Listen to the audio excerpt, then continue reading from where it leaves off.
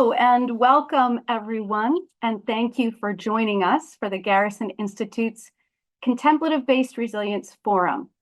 I'm Christa Tinari, Director of Contemplative-Based Resilience at Garrison Institute, and today's forum is part of a series of virtual events hosted by the CBR Project. The CBR Project is designed to help those who serve others to be well so they may serve well. We explore themes related to resiliency and well-being, including compassion, contemplative practices, trauma and resiliency, healing and connection, as they can be applied in the education, healthcare, social services, and humanitarian aid sectors, to name a few. Before we begin, I have a few reminders to everyone tuning in. We have muted the sound for everyone but the speakers in order to minimize noise, and we ask that you keep your mic muted. However, we welcome and encourage your participation in the chat box. Feel free to type your comments and questions there, and we'll get to as many questions as we can by the end of the session.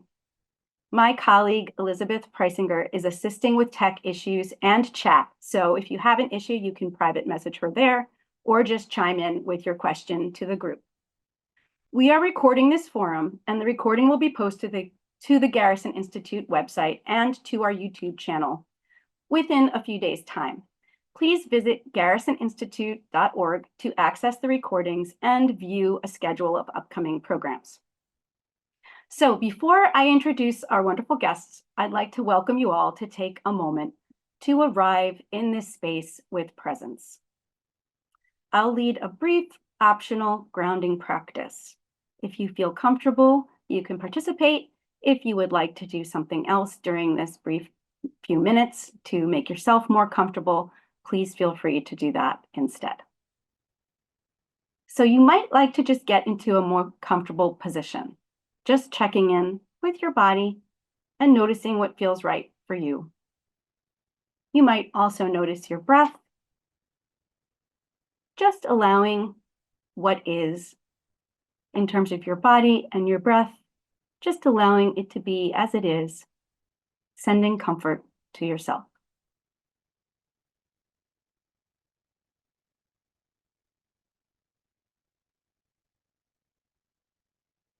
If you like, you can do a short grounding practice by bringing your attention to a place where your body is in contact with something that feels supportive to you, like your back on the chair, perhaps your hands clasped together, or even holding your favorite coffee mug.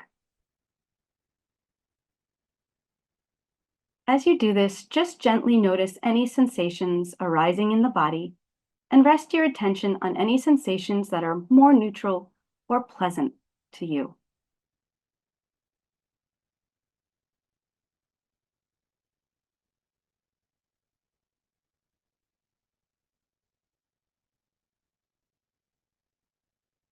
If you get in touch with an unpleasant sensation, you can attend to your needs. For example, if you're tense, you can stretch, or if you're thirsty, get a drink of water. Or you can shift your attention to somewhere where your body has contact with a surface that feels more neutral, supportive, or pleasant.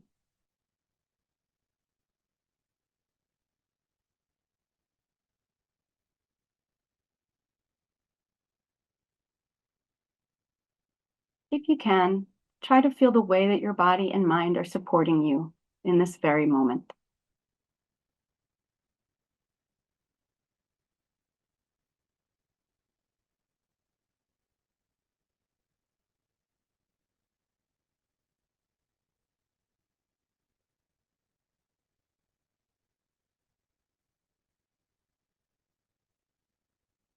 And if your mind wanders, just bring it back to a place within yourself that feels supportive to you.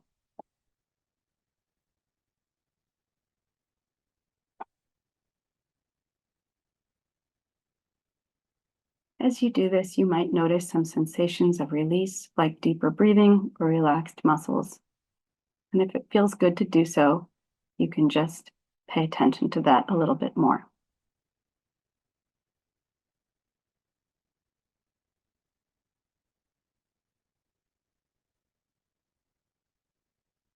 I'll invite you now to bring your attention back to the Zoom call. If you'd like to stretch a little or wiggle any body parts, gently open your eyes if they were closed.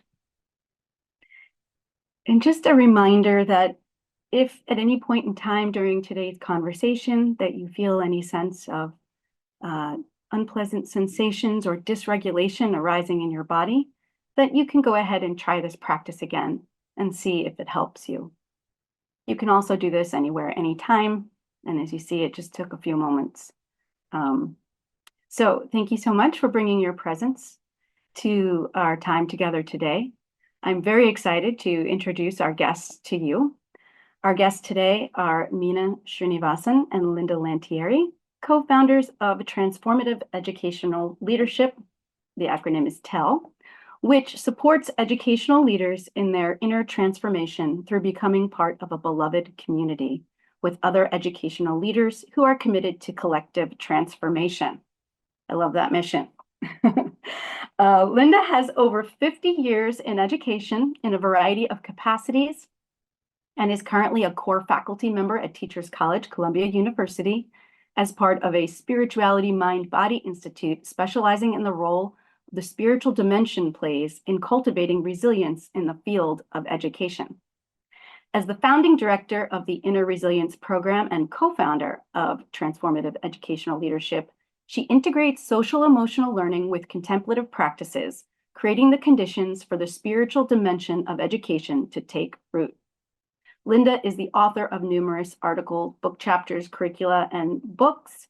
I'm going to just say there's several of them, so please visit her website for more information, and it's lindalantieri.org. We will put that in chat as well, so you can check that out.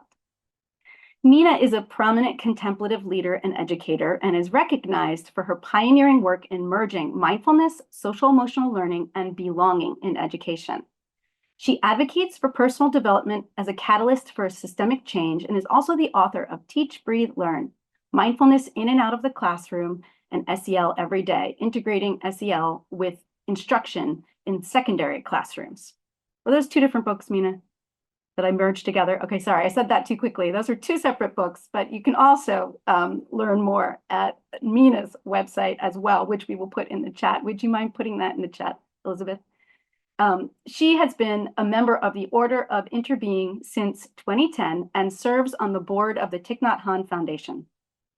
Her recent TEDx talk, Unlocking the Secret Powers of Tenderness, went live just this last month and is the fourth most watched TEDx talk in the world of 2024, with already more than 500,000 views.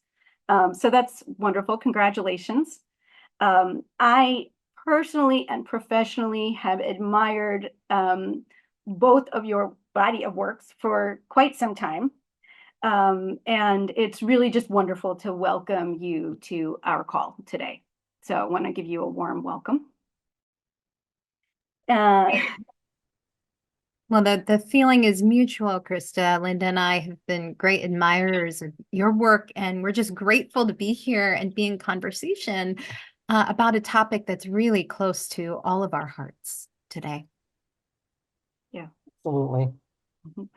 Wonderful. Well, as we get started, our topic for today is building inner and collective resilience. And so I was wondering if each of you could speak to your understanding of resilience. How do you define and understand resilience? And it maybe is perhaps a little different than some people might think.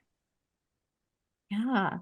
Well, Linda, do you want to start us off, or I can get us going and Either way is fine. kind of let it flow today? Sure. You know, Christa, I think that resilience is commonly thought of as bouncing back, but for me, and even like the etymology, if you go back to its Latin roots, is literally like this sense of bouncing back or recoiling or rebounding. And physical sciences, it's like the elasticity, like returning back to its original shape. But I think for myself, there is just so much more texture to what resilience is. And my understanding of resilience is really rooted in my spiritual practice. And, in the Buddhist tradition, we often say, the we talk about the 10,000 joys and the 10,000 sorrows. So the 10,000 joys and the 10,000 sorrows. And I think for me, resilience involves kind of accepting all that comes with this precious human birth. And, there's also a really common Buddhist saying that, if your cup is small, a little bit of salt will make the water salty. If your heart is small, then a little bit of pain can make you suffer. Your heart must be large. And so for me, resilience is so much more than bouncing back. It's cultivating this spacious heart, this heart, to quote Krishna Das, his heart as wide as the world. And there's a saying that Thich Nhat Hanh has, that there's always conditions for happiness. Sometimes you just need to look more deeply. So it's deliberate practice of orienting our minds and hearts in a particular way. And I know that Linda and I have been getting connected with the work of Cindy Wigglesworth around spiritual intelligence. And when I came across her definition for spiritual intelligence, I was like, this is how I define resilience. And it's essentially behaving with wisdom and compassion while upholding inner and outer peace, irrespective of the circumstances that surround us. And for me, that's like the core of what resilience is. So much more than just bouncing back, but really cultivating this wise, compassionate way of being in the world that really only happens through kind of this deliberate practice. And I'm sure Linda will have a lot more to say to build upon that. That's great, Meena. That's a really great start. I would agree with all of it. And I would just simply say that we really all have that capacity for resilience. It's a human capacity for sure. And that we're looking more and more at this concept of thriving versus the bouncing back, as Meena talked about, and that we can use the different encounters that come our way that we potentially see as trauma or even threat to begin to shift both our physiology as well as our habits of mind. And we all have both of those things at different levels in us at all times. And it's really, for me, about strengthening both those two things that really encompasses resilience for me. And I would just add, I was thinking about this metaphor that one of my teachers gave me, of that when we're in a prepared place to meet what is coming our way, you could think of the situation as taking a knife and drawing a line on stone. Is your inner work at the level of a stone, or maybe it's sand, and you're drawing that line on sand, and wind can come and equilibrium can come on back? Or have you done the kind of inner work that you're drawing that same line with that same knife on water? And in moments, we are able to bring back ourselves to an equilibrium that we know, and we know when we're in disequilibrium for sure. So for me, it's about that as well. And finally, I would just add that my teacher, Angeles Arian, who some of you know as well, likes to say that when we have really worked with a level of resilience about something that has come our way, we're able to remember a story that has happened for us rather than a story of woundology, as a story of healing, as a healing story. So for me, resilience is that reappraisal, that eventual reappraisal of putting it in a healing story context, that we are remembering it and going back to for really strength, both spiritual and emotional strength, for sure. Thank you. That's so rich, those explanations and discussions. And as you were both speaking, I was also reflecting on how personal this issue can be. That, resilience is a human experience. We all have a capacity for it. And yet, the way that we've experienced that and sort of deepen our own relationship to what resilience means to us is greatly shaped by the experiences that we have in our communities and families and different contexts.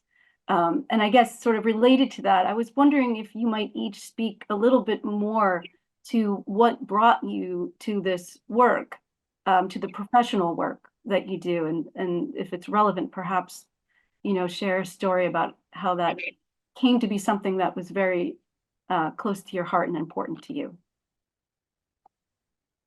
Would you like to start, Linda? Sure. Immediately for me, what comes to mind is the events of 9/11.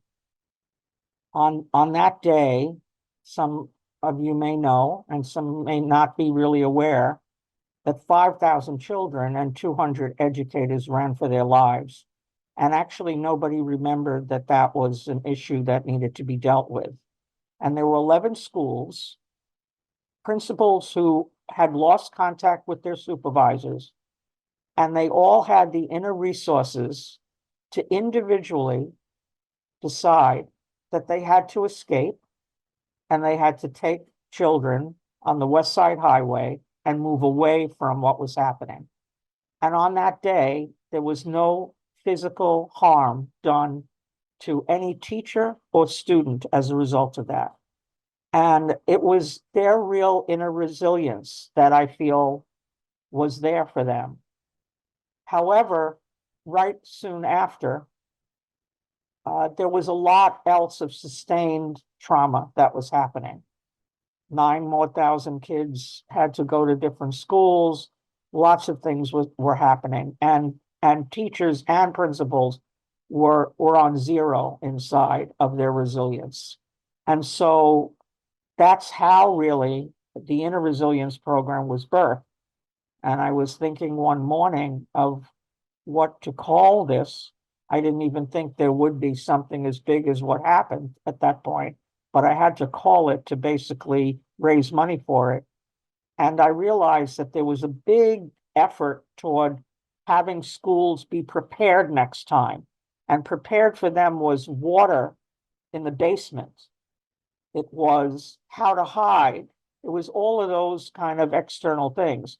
And I realized, however, that it was the inner resilience of those educators that was now on empty that really was what helped them on that day. It was their resourcefulness. It was their quick thinking. It was their wise decisions, and they made them individually. And so the Inner Resilience program was born. I thought it would be for 3 years. That's what I was asked to do. And it wound up being 16 years because we saw that what teachers needed on September 10th was really there before September 11th. They needed that restoration on a daily basis, and they needed to know how to do that, how to build their own resilience. Thank you, Linda. My entry into this kind of path of resilience also was similar in that it was born out of tragedy. And I think for a lot of us, that is often our journey into resilience. And so in my 20s, I spent 5 years living in my ancestral homeland of India, and I was teaching there. And one fall, my adopted city of Delhi was the site of 5 synchronized bomb blasts that went off at various locations throughout the city. And these were locations that I frequented often, that my students frequented often. And so that experience really just put my nervous system in high alert. And coincidentally, literally around the same time as these bombings, Thich Nhat Hanh was coming to India for a visit. And there was this kind of strong intuition in me that I had to go and see him speak. And I didn't really know a lot about Thich Nhat Hanh at this time. But when I was in his presence, literally, like for the first time, I had this like palpable sense of that this deep peace, you know, the stone, the knife, the knife in the stone kind of thing. Definitely not the water or the sand that I clearly was in that moment. And when I think of contemplative practices and the role that they play in cultivating, you know, resilience, it really for me is like being able to work with my nervous system so I can meet the moment, meet whatever moment it is, and hold greater complexity and uncertainty in the world, hold the pain and the possibility that lies in each moment.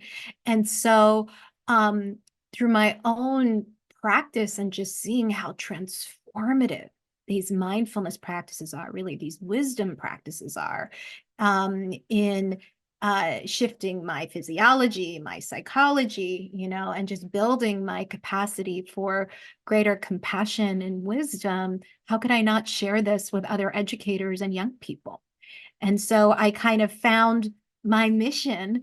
And coincidentally, when Thich Nhat Hanh was in India, he had two focuses. One was Dalit Buddhism, the other was mindfulness and education. And this is sort of before, you know, mindfulness was really a thing. I think Linda was one of the only people that was really out there, you know, bringing this work in a deep way into education. And so that's really what started me on my journey, my own personal transformation, and seeing the power of that, and also seeing how my presence transformed the classroom environment. And that really was the seed, that kind of tragedy was the seed for kind of where I am today and the work I do in the world. Thank you. Thanks for sharing that. You know, we have probably educators with us today on this call, and perhaps we have people in other professions as well, may it be social work or healthcare or, you know, other professions in which people are exposed to secondary or vicarious trauma and stress. And both of the stories, personal stories that you each shared, you know, involved some kind of traumatic events happening that was impacting not only you, but also the greater community. And I think sometimes people can think of trauma as something that happens like maybe to other people or out there. And there's so many ways actually that most people are impacted by these type of events, traumatic events. And one way that helpers are exposed to them, if not directly in their personal life, is through their work trying to help and serve others, you know, who've been traumatized, who've been impacted by these things. And maybe they're very personal things, you know, that happen within a family, and or maybe they're a big, massive event like a tsunami. You know, there's all different kinds of traumas people experience. And so one thing we explore in CBR is how we as helpers can really maintain sort of this solid sense of ourselves while bringing compassion to others without becoming overwhelmed by our own empathy response, the distress that we feel because of our concern and our care, you know, for others, which can be overwhelming at times. And so I'm wondering if you have any advice, you know, for us, everyone here, on how to do that work, how to still care deeply and not sort of become overwhelmed by anxiety or the pain of others. Mm-hmm. Oh, Linda, Linda, you're muted. Do you want to start? I can name a couple things and then we can maybe go back and forth a little bit. Well, you know, what was really coming up for me was just, you know, kind of based on the work of Daniel Goleman and Paul Ekman, is just the 3 types of empathy, and just really understand. So often kind of we use empathy and compassion interchangeably. And so, you know, just the cognitive empathy, which is so important for that perspective taking, right? And then the emotional empathy, where we really feel what someone else is feeling. But then the compassionate empathy, which is ultimately the goal, right? Merging the head and heart together. But the distinction here is then being able to take wise action. And I think part of building our capacity to do that, are is sort of our own practices of building our own solidity. And for compassion, I think to really, grow within ourselves, we have to have this wide view, And so just in my own life, I've been exploring this concept of tenderness. And there's not like research out on this. It's like from my own kind of like living lab. And a couple days before I gave this TED Talk, I had the opportunity to connect with Thupten Jinpa, which many of you may have heard of, who's one of the principal translators of the Dalai Lama. And I asked him about tenderness, and he said, that is the tonal quality that we try to cultivate in compassion meditation. When I think of tenderness, I think of the wise, loving mother, this kind of this sense of we also include ourselves in our circle of care and concern. And so I think part of it is this deliberate practice that can help us not get caught up in the feelings, but to have that kind of wiser, wide view. And I think also just continuing to kind of touch into our own curiosity around what we're feeling and why we're feeling. So I'm curious what Linda might add. I have some other things to share as well, but wanted to just start us off with a little bit of that. Thank you, Meena. What comes to mind for me is a word you used already, Christa, that vicarious traumatization, which we know when we're exposed in ways that these teachers were exposed, that clearly the traumatization is also happening for them. And then very often we hear the word compassion fatigue.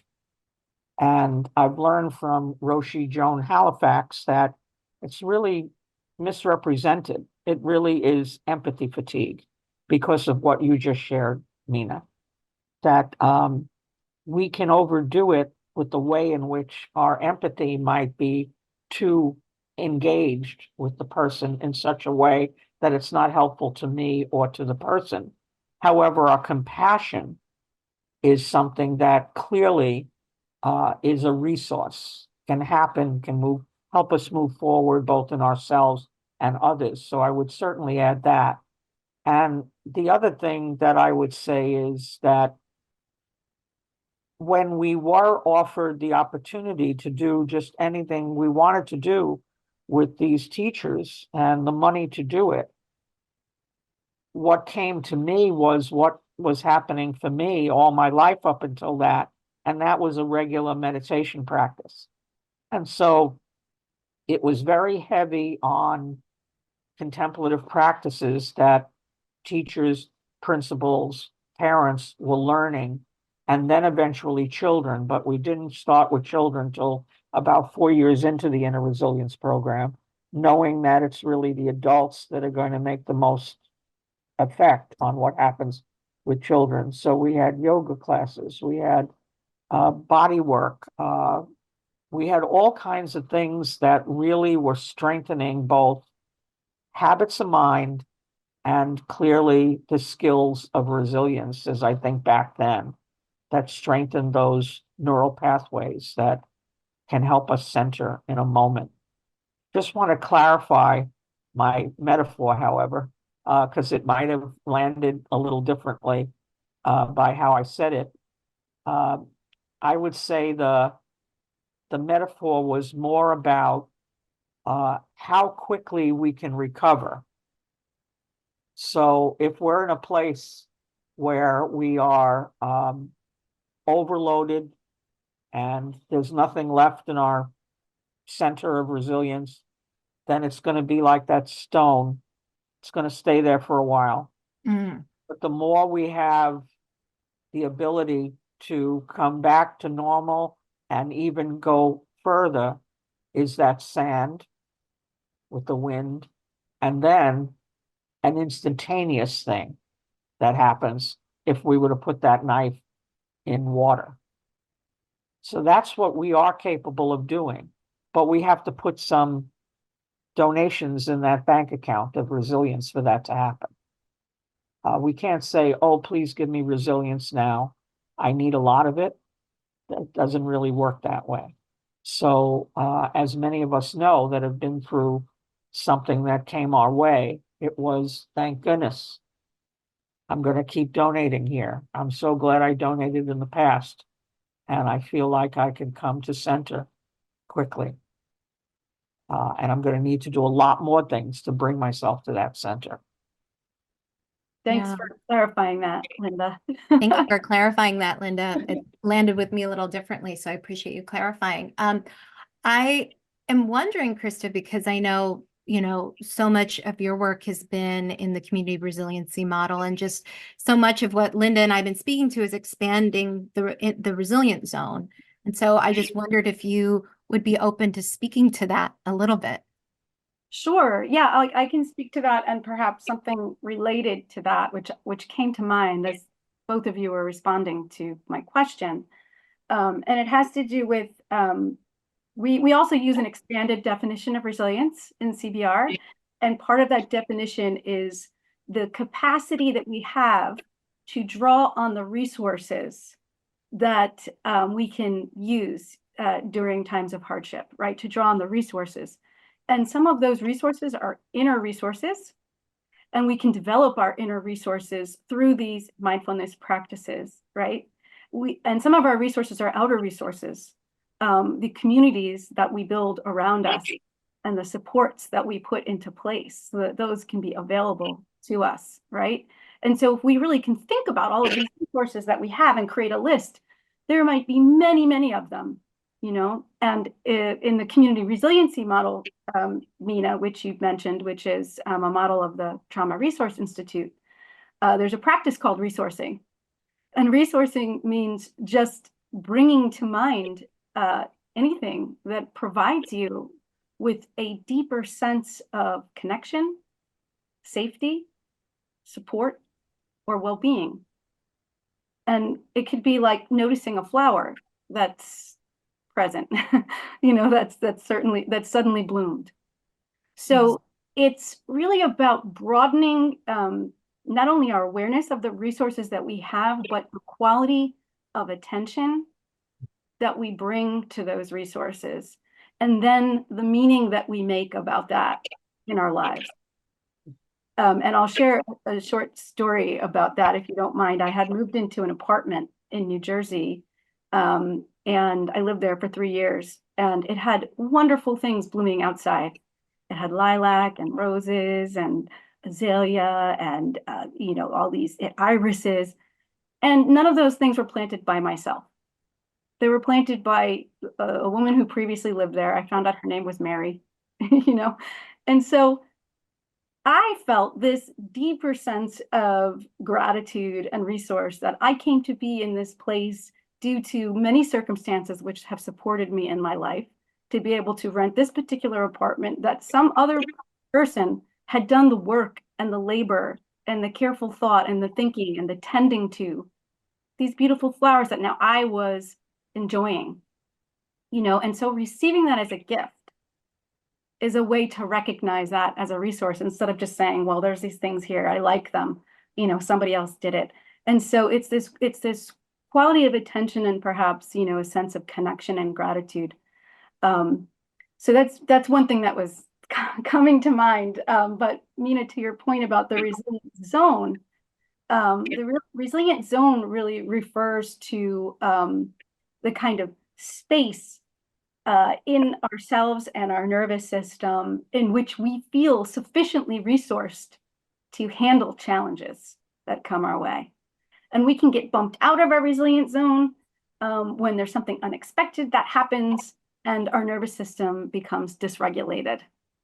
And being able to notice when we're dysregulated through attending to our bodily sensations, perhaps even our words, our actions, is a very helpful tool in bringing us back towards regulation. And of course, practicing mindfulness is one of the skills that we can use that can help us build that awareness. So it's like right? Sometimes we say it's like a muscle that you build. You have to do it over and over again. You can't go to the gym once and raise a weight and say, now I'm stronger. So it's the practicing of it and the commitment to it that helps us improve and helps us kind of return to our resilience zone so we can really access the resources we have. So thanks for that question. Appreciate that a lot. And I think I need to put you on the spot. no worries at all. I'm wondering also if we might want to talk about this community resilience a little bit more, because I think we've been thinking about inner resilience, and in your work you refer to the beloved community, which is a term, of course, but used by the Reverend Dr. Martin Luther King Jr. to refer to a type of community that we wanted to create that is healing and restorative. And so I'm wondering what sort of motivated you or inspired you to use this concept in your work. Yeah, well, maybe Linda, do you want to start us off? And then I can. Sure. First of all, I have to say that it's part of my own Christian tradition of Christian liberation theology is really about the beloved community. And what made it be something that really made sense it had to do with the other experiences that I had, including the September 11th experience, where when we bring people together in a safe enough place together to be really intentionally and attentionally seeing each other and being with each other, we create the beloved community that has the most potential for healing, most potential for accessing our own inner resilience. So for me, that was pretty important, that there were 11 schools, and just to say that some of those principals, in fact, just about most of them, continue to meet with me monthly, that they formed a beloved community that just had no walls. And that's what can happen when we create that for teachers, for other folks.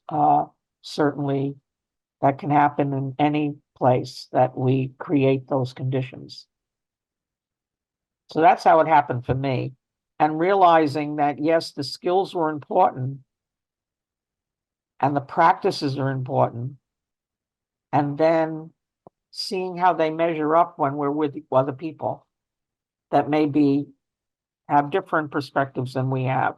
Maybe all the things that are part of the beloved community, because everybody belongs in this beloved community, the universal beloved community. Everybody belongs, as Dr. Martin Luther King talked about it. And we have local examples of it that we try out.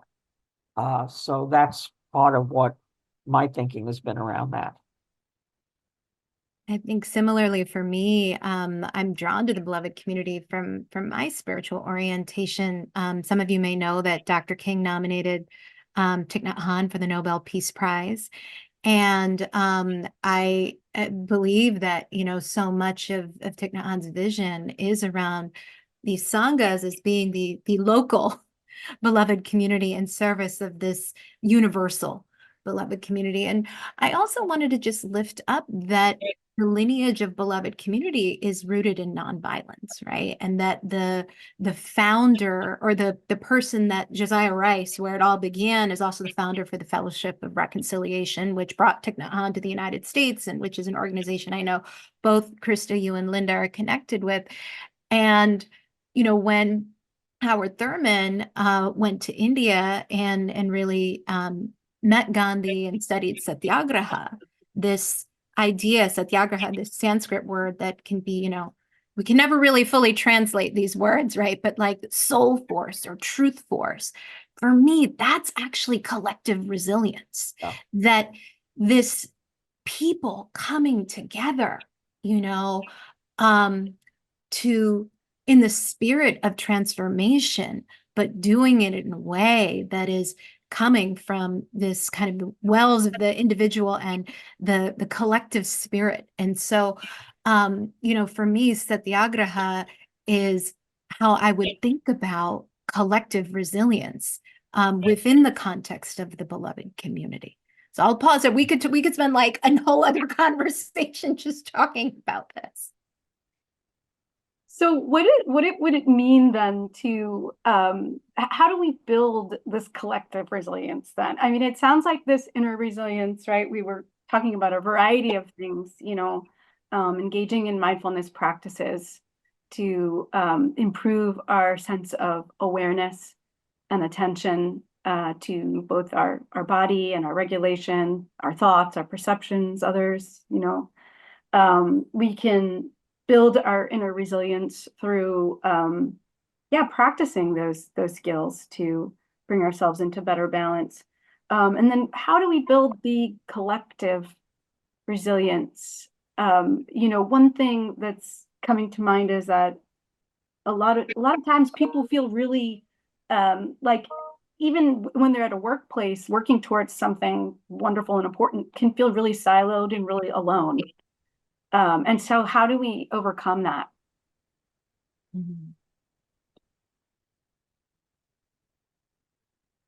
Meena, do you want to try? Yeah, I mean, I think there's several pathways towards building collective resilience, but I think there's also just like, particularly within the context of beloved community, there's skills that we need to develop and practice. And, for me, I keep coming back to, this notion that like, the beloved community is not a place where like conflict occurs, right?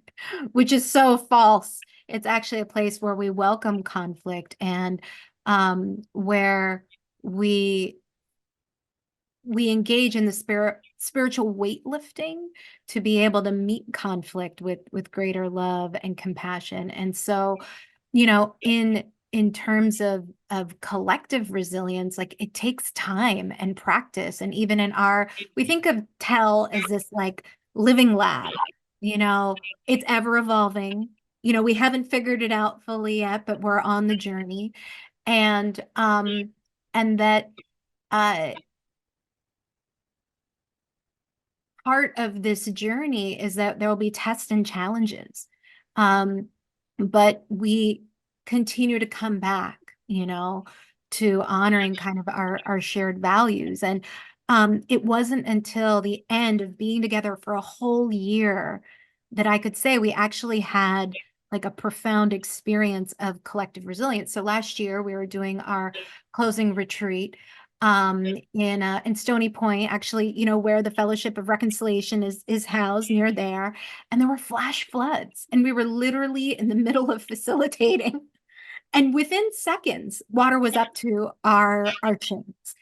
But in that moment, because we had been practicing being with each other, holding each other with compassion and building kind of this sense of community, in that moment, within minutes, we all kind of took care of each other, and there wasn't panic in the room. There were people that it triggered a lot of, some people had been in Hurricane Katrina and it triggered, but people were noticing that and offering comfort to those people. And then there were folks figuring out what to do with the electronics. And we all kind of swiftly, collectively came together in that moment. But it didn't happen overnight. It took a year of practicing being with each other. So when that moment happened, totally out of us, no one could have predicted that, we were able to meet it. So I'm curious, Linda, if you want to talk a little more about kind of your thoughts of collective resilience, but that's like a concrete example that I can share. But it's the result of a lot of practice with each other. It's cumulative. And being in community with others in ways that we're talking about begins to build that collective resilience. And I know when there's a certain amount of collective resilience in any group that I'm part of, when I begin to notice that not only is this group individuals, but there is a collective spirit that we would say, oh, this is Schools with Spirit, or this is the Inner Resilience Program, or this is tell that there's a spirit of the community that is above and beyond. And I think people have had that kind of experience, I hope. The other thing I would say about collective resilience is we have to let in people to our circle of caring. I remember also after 9/11, 5 days in, the mayor got on every TV channel saying, we don't need more food. Thank you, but we don't need more food. At a time when 1 out of 5 people in New York City lived in poverty and needed food. So who was the we of that? So for collective community and resilience, I think we have to expand our circle of caring, for sure, to begin to feel that collective community. And then we get to practice it. All the individual skills of noticing within ourselves, we then are noticing within the group, like what Meena shared, people who were getting dysregulated and going over and supporting them, or appreciating what others were doing, and being noticing of that, of contributing intentionally. Everybody played a role. Nobody froze. Nobody was on the freeze zone at all. Everybody was doing something. So all of those things are part of collective resilience for me. Thank you. I love that story. It's such a great example of what can happen when people are in community together and how they can provide support in those moments when it's needed, and many other moments as well. It also reminded me of sort of one of the connections between the inner work that we can do with mindful attention and how it connects to the outer.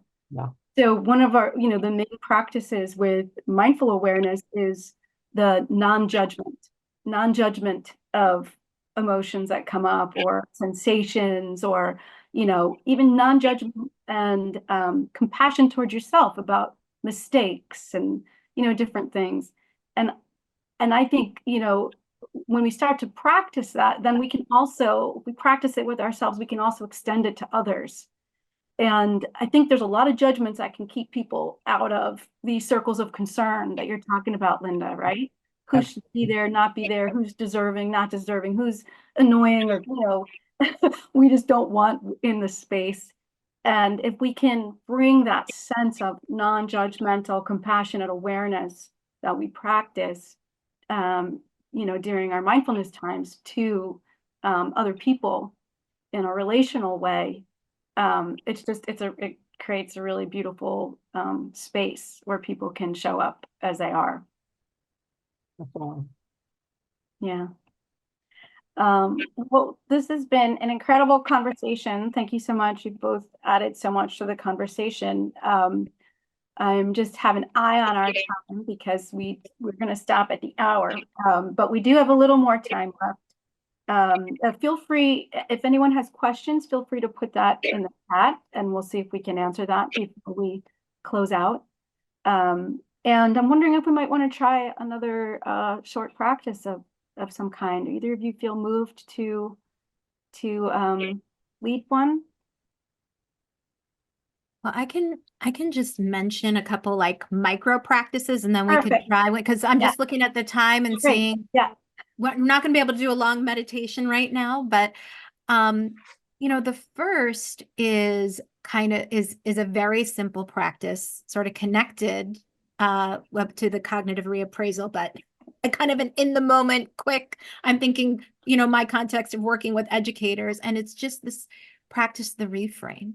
And, I think it was Wayne Dyer who said, when you change the way you look at things, the things you look at change. So a really simple way to do that is going to invite folks now to think of something that you have some mild resistance to.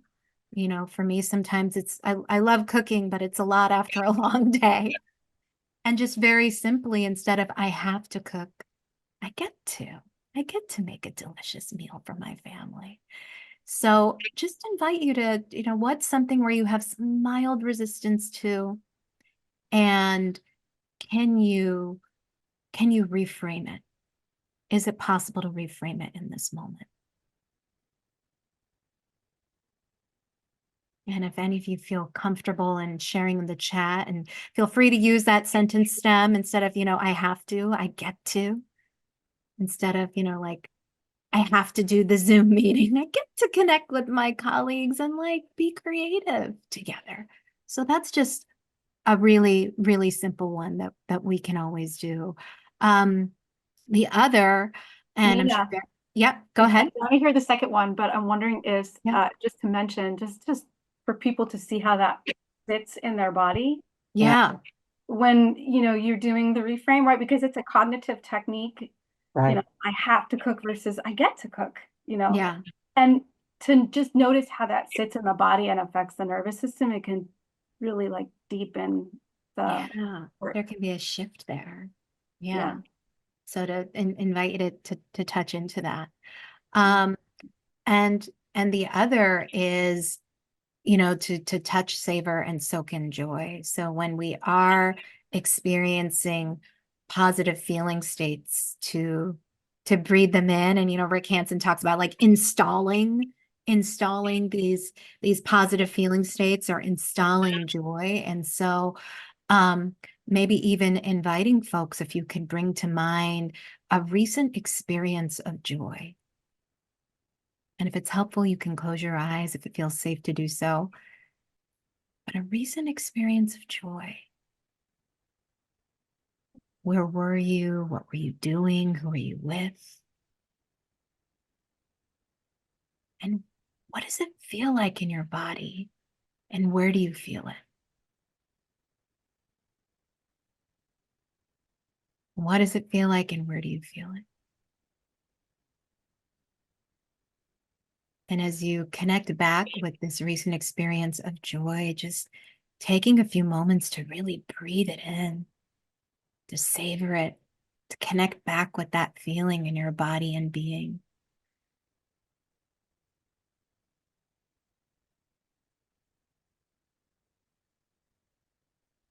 We'll linger here for a few more seconds.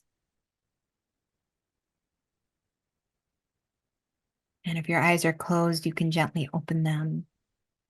And I have several other of these kind of micro things, but I'm wondering, Linda, if there's anything you wanna share or offer.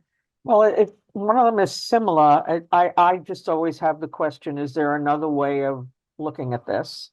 Mm. When my judgment comes up, I have that ready to go. Is there another way of looking at this? And as soon as I begin to have a judgment about something, to begin to reappraise the situation. And Dr. Tomasulo, in his book, The Positivity Effect, talks about shifting a threat, which is survival, to a challenge, which is thriving. So just seeing what is happening to you as a challenge versus a threat. Survival, we have very little way to respond because all kinds of things shut down in our thinking, in our ability to make wise decisions. All of the things shut down. But when we see it as a challenge, we have a lot more resources that are available to us without a question. And to keep putting those deposits in that account Yeah. of inner resilience. Can never be too much there. Because we use it both for ourselves and for others too. Yeah. Well, and I just also wanted, I know there's a lot of, talk about co-regulation these days, and just sharing that it takes practice, just with like meditating. If you're going to co-regulate with someone, it's like continual practice. And, I have a 5-year-old. And so that's something that we, one of the practices in the Plum Village tradition is this practice of a 3-breath hug. And, I often like to do it with him in the evenings before bed. And, we really feel each other's presence. And I don't share these phrases with him when I do it, but I'll share them with you because those of you that are really for any close relationships in your life. But, I'm not going to be here forever. he's not going to be here forever, especially in this incredibly cute, but sometimes exhausting 5-year-old body. So that's the second breath. And then the third breath is, so let's cherish this moment that we have. And it instantly kind of brings me back to what matters and what's important. And it's a practice I do with my husband, where now we know when we're in the spiral, and we'll look at each other and be like, 3 breath hug. All right, 3 breath hug, And so I think this all goes back to, it's the practice, it's the training, it's the inner preparedness that Linda talked about, that that really enables us to meet this moment. And I think things are only going to get more challenging and complex in our world, but we can also simultaneously cultivate our individual and collective capacity to meet those challenges with wisdom and compassion. Thank you so much. That brings us right back to the beginning, where we started with our definition of resilience and meeting the moment with wisdom and compassion. So this has really been wonderful. Linda, do you have a final word before we close out? I have some announcements to make at the end. Simply that I'm beginning to look at the chat. I tend not to during, and there's so much wisdom there to savor that as well, and to take a moment, because there's some deep wisdom coming through, beautiful ways of thinking about what we're talking about. We're all teachers and we're all learners here. And I see a lot of teachers in the chat. Yeah, thank you so much. I'm also now, I haven't been orienting towards the chat, and now, so I could kind of be more full presence here, but now I'm taking a look, and I just appreciate all of your sharings and reflections, and your time is so valuable, and it means so much to us that you decided to spend an hour with the 3 of us exploring resilience a little more. So just from our heart to yours, just thank you so much for showing up. And for those of you listening to the recording too. That's right. Thank you so much. Thank you, Meena. Thank you, Linda, for your wisdom and your heart. It is making a difference in the world. And we've certainly appreciated it. So thank you so much. Thank you to everyone who joined us today. Thank you to everyone who's watching the recording and checking out what we have to offer. We are a nonprofit organization, the Garrison Institute. And so this is a free offering, but of course, if you feel so moved to support us in any way, please do so. Our website is garrisoninstitute.org, and you can click donate to make a contribution or become a supporter. And just 2 announcements. The Contemplative-Based Resilience Project, CBR, is offering a new program called the Resilient Leaders Network. And it's starting up next month in March, and it's supporting professionals in the nonprofit sector, really in exploring these concepts of resilience as it applies to their leadership. And so you can also check out our website for information there. Elizabeth, if you haven't done so already, you could drop the link there. You might have done it, and so thank you for that. And then we also have an announcement about TEL, Transformative Educational Leadership, right? Your new cohort is starting soon, and you have a March 1st deadline for people who might want to apply.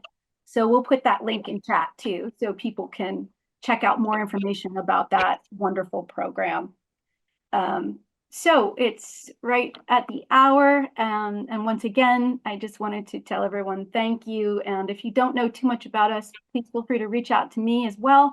I'm always happy to speak with people about our work and find out about your work and see how we can support each other towards this beloved community. Thanks so much. Thank you, everyone.